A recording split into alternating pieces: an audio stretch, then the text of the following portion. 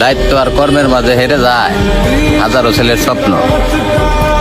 একটা কথা কি ভাই, সকালবেলা ঘুম থেকে উঠছেন, ওই মুহূর্তে ফ্যামিলি থেকে বাপ বা মা কেউ আইসা কি কইছে আপনি গো যে সারাদিন কি করলি, খালি ঘুমাস আর খাস, কোনো কাজ কাম করস না?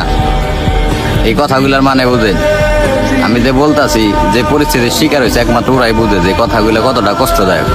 অথচ ফ্যামিলির মানুষগুলো কিন্তু জানে না যে শুধু আমি না, আমার মতো হাজার হাজার ছেলে আছে যারা নাকি আমার চেয়ে মানে নিজে গোছে বেশি স্বপ্ন দেখে গেলাম তার ফ্যামিলির নিয়ে।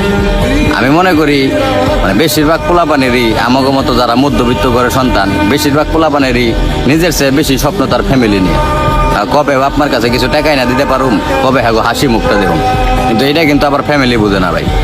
মানে আমি মনে করি মানে এরকম বহুত মানুষ আছে ভাই, এই প্রতিনিয়ত ভাই মনে করেন যে এই টর্চারের শিকার হইতেছে। মানে আমাকে কিন্তু কোনো অপশন দেয় না, আমাকে কিন্তু বাইরে থেকে কিছু টাকা পয়সাও দেওয়া হয় না যে একটা কিছু করো বা একটা লাইন ধরাই দেয় না। মানে তাগো একটা কথাই যে তোমরা কিছু কইরা নাও, মানে এই যে কথাগুলা ভাই, এইগুলা মনে করেন যে যারা পরিস্থিতির শিকার হয়েছে একমাত্র ওরাই বুঝে।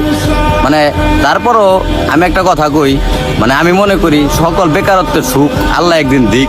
আর আমি মনে করি প্রত্যেক বাবা মার মুখে যেন আমাদের মতো যারা সন্তান আছে সবাই একদিন হাসি ফোটাক, আল্লাহ সবার মনের আশাগুলো পূরণ করুক।